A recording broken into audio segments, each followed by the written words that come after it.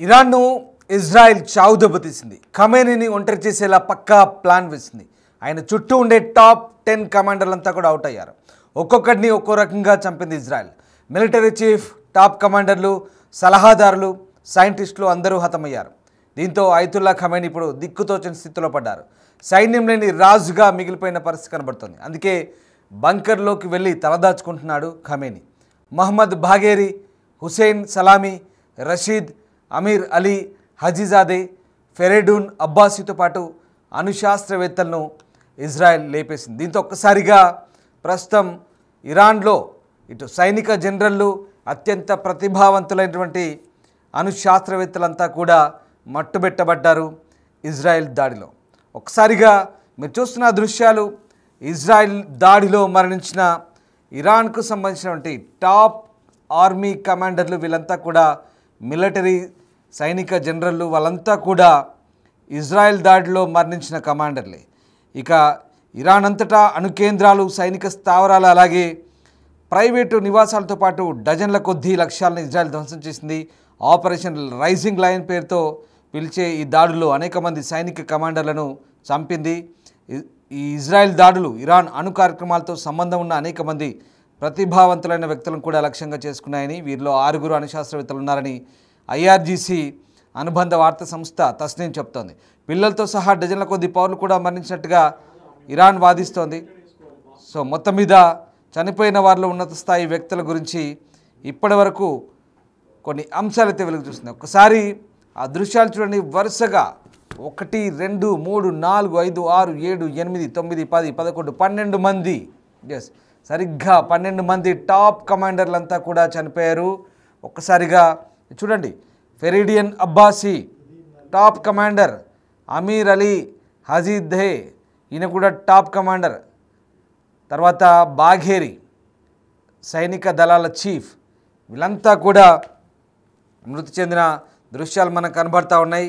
వరుసగా అందరిని ఒక్కసారి ఆ లైన్లో చూడండి. అందరూ వరుసగా ఎలా ఉన్నారో 1, 2, 3, 4, 5, 6, 7, 8, 9, 10 సరిగ్గా 10 మంది టాప్ కమాండర్లు ఎవరైతే ఉన్నారో వీళ్ళందరినీ కూడా ఎలిమినేట్ చేసింది.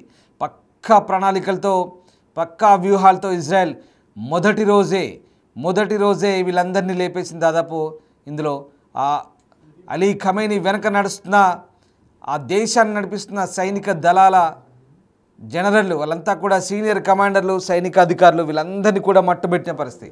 ఏకపక్షంగా వీళ్ళందరినీ కూడా మొదటి 2 రోజుల్లోనే అందరినీ లేపేసింది.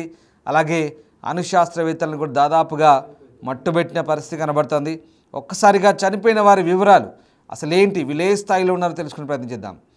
బాఘేరి ఇరాన్లో అత్యున్నత స్థాయి సైనిక అధికారి, ఇరాన్ సాయుధ దళాలకు చీఫ్ ఆఫ్ స్టాఫ్గా ఉన్నారు. ఇందులో ఇస్లామిక్ రెవల్యూషనరీ గార్డ్స్ అలాగే ఇరానియన్ సైన్యం 2 ఉన్నాయి. ఈ రెండిటికి అధిపతి బాఘేరి. ప్రస్తుతం ఆ బాఘేరిని మొదటి రోజే ఇజ్రాయెల్ సైన్యం మట్టుబెట్టింది.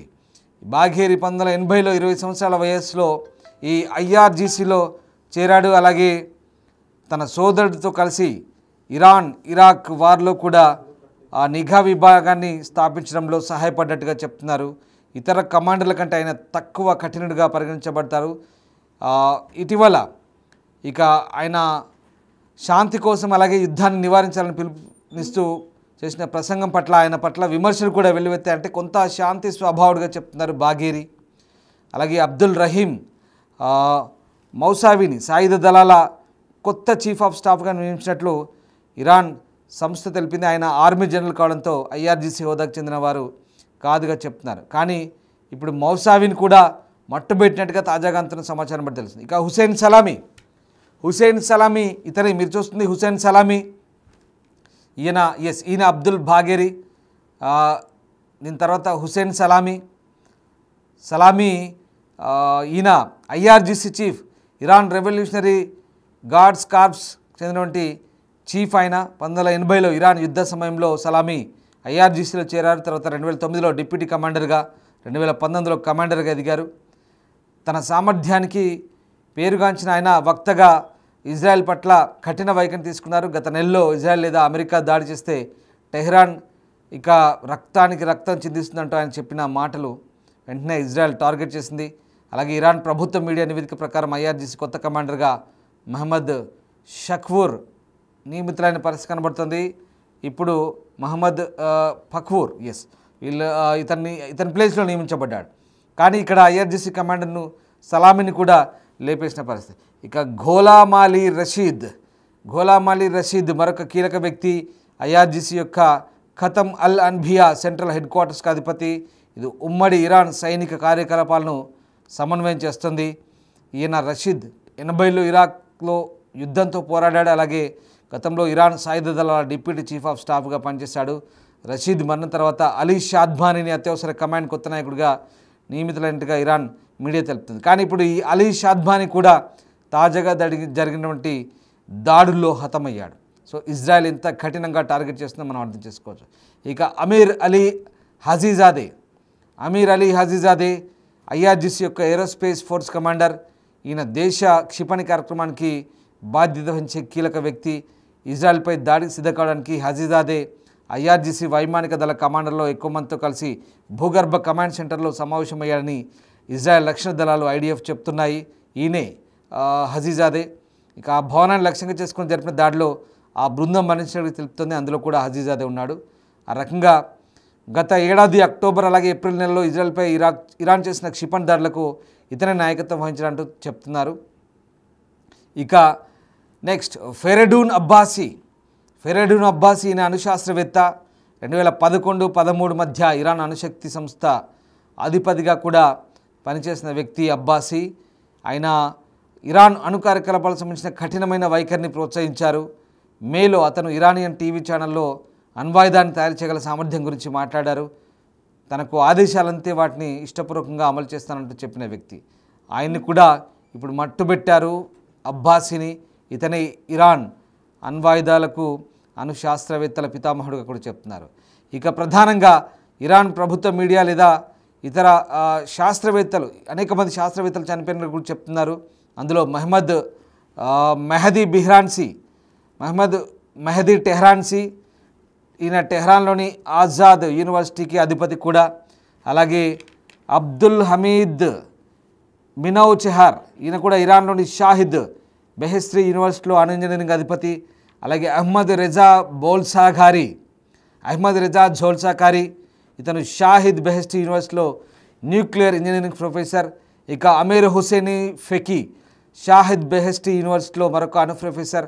అలాగే ఇక చాలామంది కూడా ఈ దాడిలో మరణించే దాదాపు 6 అణుశాస్త్రవేత్తలు, అలాగే టాప్ ఇరానియన్ మిలిటరీ కమాండర్లంతా కూడా మట్టుబెట్టిన పరిస్థితి కనబడుతుంది.